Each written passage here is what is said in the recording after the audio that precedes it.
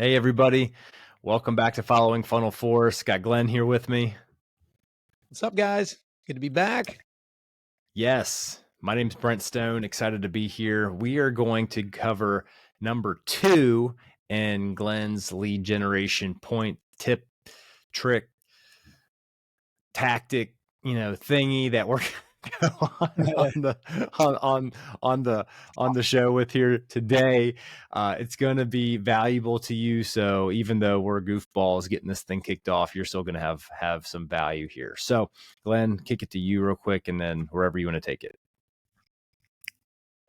Awesome. Thanks, Brent. Yeah, I mean, this little thingy or whatever, it's really not something that new or different or amazing, but I do think a lot of businesses don't do it. And I mentioned it in the last episode. I said something about an engaged lead. And that's what I'd like to focus a little bit of time on. How do you know if you have an engaged lead? And how do you know if it's a qualified lead for your business? And there's definitely something to be said for understanding exactly who you service, right? I think really any business, even if you're a brick and mortar store or if you are even a landscaper, this can apply to you because you might only want to work with people that bring in an X number of dollars a year, not because other people can't, but you just know who your target is, who you want to sell to, and the kind of work that you do. So there's a lot of businesses that can leverage this. So how do you determine what is a qualified engaged lead for your business? And so I want to actually throw this one back to Brent. So you're welcome, Brent. But I want to throw this one back to you.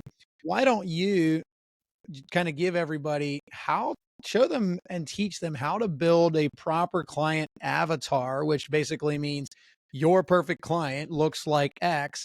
Yeah. How do they do that so that they then know when they're running through all these leads that we talked about in the last episode, who is qualified for them so that they can get into proper engagements?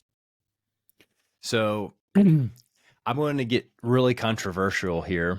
Qualified leads are probably one of the most important things in the lead generation topic. So you don't waste time on once you start amassing leads, then you can start qualifying leads, right? And then when you go after qualified leads, that's where you start to eliminate churn rate and other things like that. So qualified leads, you figure out your perfect client avatar. That's number one. And so what that is, if you haven't heard that terminology, it's basically your perfect client.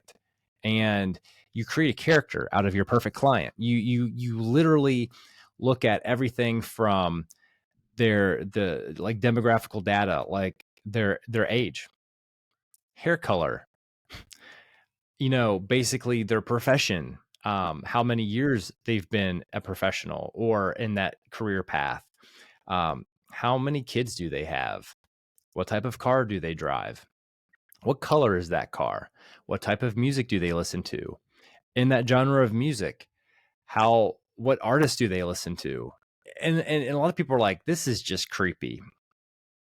What you do is you reverse engineer the person that buys your product the most, and you figure out, you get to know them, and essentially you can then tailor fit all of your marketing and outreach and advertising and all the things directly to this avatar. And what it does is it brings you the most qualified people that can buy your product back to you. So when you start building your new lead database, everyone in that database isn't just rando leads that aren't going to make you any profit. They're not going to move the needle forward in your business. They're actually going to be productive use of your time to talk to these people for business. I mean, everyone's got value, sure, no doubt about it. But for the sake of moving your business needle to, underfunded to profitable, you're going to have to spend your time doing something. You might as well be talking to qualified people in order to move that needle forward. So when we're looking at all these different things, some people might have thought I was kidding when talking about the music artists they listen to. You want to know if they listen to audiobooks. Why? Why is the type of car matter? Well, if I know somebody drives a Ferrari, I talk about this. Or if I know somebody drives a minivan, there's two very different lifestyles, right? Here's the thing.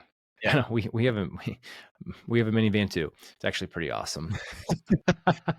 But it's It's not my pretty vehicle, awesome. but I don't mind driving it because it's super efficient for, all the things. But I love my truck.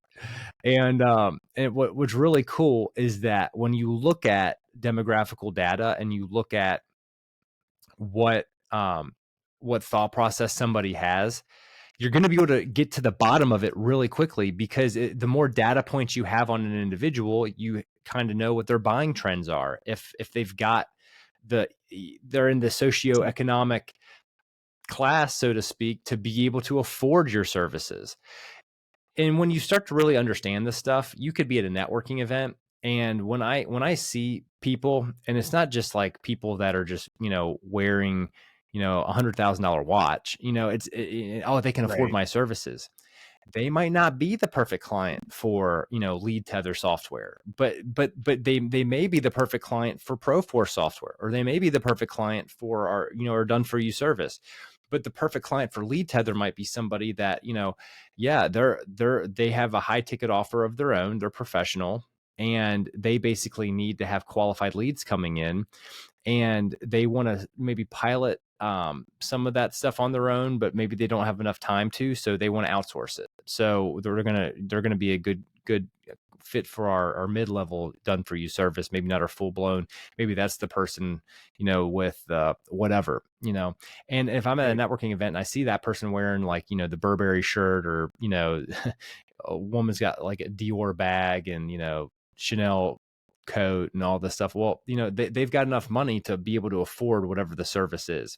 And I'm like getting really extreme with my example here. They could afford just about anything. But at the same time, at least in theory, if we're talking about split second qualifications when you're at a networking event, you really don't know. You don't have their balance sheet. You don't know, like, is that a finance or whatever. But what I do know is that if they've got enough credit to be able to go and finance that Jaguar or that Lamborghini or that whatever, then what I do know is that they've got enough money to buy our service for sure. But then there's other services out there. We were talking about Austin the other day selling $50,000 funnels. He's going to absolutely look at people through this lens. If someone's going to Amen. pay $50,000 to build a one-page landing page funnel, but he does it so good that, he's the authority in that space, well, he's absolutely qualifying people like that. Like, Absolutely. if they pull up and, whatever, he's probably going to be friendly to him, but he's not going to invest, 10 minutes in conversation with them. And the same thing goes when you're building out your avatar. The same thought process comes into this. You almost get discriminatory because you're trying to be efficient with your time. You're not trying to do it to be mean. You're not trying to do it because they don't have value. All you're doing is you're trying to find your perfect client. And you have to be that way when you're getting to the bottom of finding your perfect client, because when you do this and you get really specific on all these data points, what ends up happening is all of your marketing efforts that point forward become so much more dialed in, and you don't waste time, because Absolutely. everybody's got ideas every single day on how to make this message really pop. And, hey, I've got this funny idea. Everyone's going to laugh at this. We should put this into a content. We should do this and we should do that. But really, all that goes by the wayside when you can sit down and say, you know what? Yeah, I've got all these really good ideas, but would my ideal avatar purchase this, or be excited about this message, or laugh at this Mhm. funny ad, or subscribe to this membership thing that's we're Yep. driving with this message? And if the answer is no, you just saved yourself a ton of time and money, because, like, hiring a production team and then a videographer and then copywriters on the front end and everything else just for an idea that doesn't appeal to your avatar is just, it's terrible use of resources. And so many people think, well, if I hire the best for the best and produce these videos and do all these things, but I'm not reaching my target client, my target, my perfect avatar, my perfect client, well, all of a sudden you just wasted everything. So that's kind of how I would kick it off and lead off. I really think that we could go way deeper on something like this, especially if, if someone was like, hey, well, I have no idea how to do this. How can you help me go through all the data points? Yeah, shoot us a message. We'll be happy. We can even send you over like a PDF with, setting up your perfect avatar. Glenn and I took some clients through that initially when we first started Funnel Force 2 years ago. That's something that we did, and that was like a pretty cool value add thing that we did. You know what? You send us a link or a message, and we'll reach out to you. We'll maybe we'll just pass that out for free. So get after us. Funnel Force, we're excited to help you with some of this stuff, but really what's most important is that you take the time to figure out what your perfect client looks like, acts like, what they in particularly like themselves as far as like content they consume, how they live, where they live. I mean, like all this stuff matters, I mean, everyone thinks, well, I don't want to get too specific because I'm going to start here. This is the last really good thing. This is it. This is the secret sauce right here. I don't want to get too specific because I'm going to cut out all these potential clients. That's why you're not selling anything. You have to niche down. You have to get specific so you can sell, because there's people out there that actually want to buy from you specifically, but because you're so broad, they can't find you. Your messaging just blends in and it's camouflaged in this sea of just advertising propaganda. So you have to get specific, and you have to figure out your voice and your messaging and all these things, but it all boils down to setting up your perfect avatar. So with that, Glenn, did I answer it? Did I answer the question? You did. That was amazing. Awesome. Now you know what your perfect avatar listens to, what they look like, what they smell like, everything. Here's what's cool about that, because now, you can go back to what we spoke about last time, which was your initial leads, because now you know who to talk to, your actual, phone contacts. Like, hey, this is who I'm trying to connect with. And they're like, that reminds me of James Harry that lives over on wherever. Yes. See, now you know. But when you're just like, this is what I do, they're like, I might be able to think of someone, and you don't get anybody, and you think that your friends don't know anybody. It's because you don't know who you're going after. So, Brent, this was awesome. Thank you. This is big. No, awesome. My pleasure.